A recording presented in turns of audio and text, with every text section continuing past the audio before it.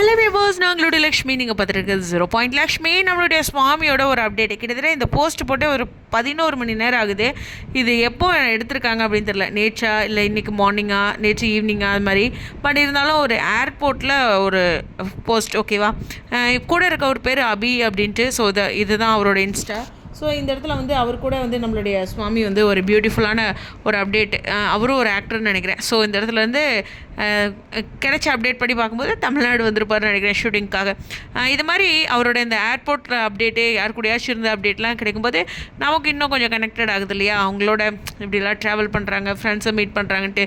சுவாமியை பொறுத்தவரையிலும் பார்த்திங்கன்னா நிறைய லாங்குவேஜில் பண்ணியிருக்கனால அவருக்கு ஹியூஜ் பேருக்கு தெரியும். அதாவது ஆக்ட்ரஸ் எல்லாத்துக்குமே அதுலேயும் டாப்பில் மோஸ்ட்லி வந்துடுறாரு. அதனால் அவருடைய நகர்வுகள் அப்படிங்கிறது வாழ்க்கையில் ஒரு வேறு மாதிரியான சர்க்கிளில் இருக்குது. நம்ம வந்து அவரை சின்னதாக நினச்சிட்ருக்கோம். ஆனால் சின்னதாக மீன்ஸ் நம்ம சுவாமி இங்கே தான் அப்படின்னு நினச்சிட்ருக்கோம். அவர் கடல் கடந்து அப்படின்ட்டு எல்லா இடங்கள்லையும் அவர் பரவி இருக்கார் ரசிகர்களோட. அப்படிங்கிறது தான் உண்மையான விஷயம். ப்ரௌடாக இருக்குது. ஒவ்வொரு ஆக்டரும் அவங்களோட போஸ்ட் பண்ணும்போது ஹாப்பியாக, அவங்களோட ஃபேன் பேஜஸ்லாம் கொண்டாடும் போது அப்படிங்கிறதுலாம் ஹாப்பி. எனிவேஸ், உங்களுடைய கருத்துக்கா ஸ்டேடியம்.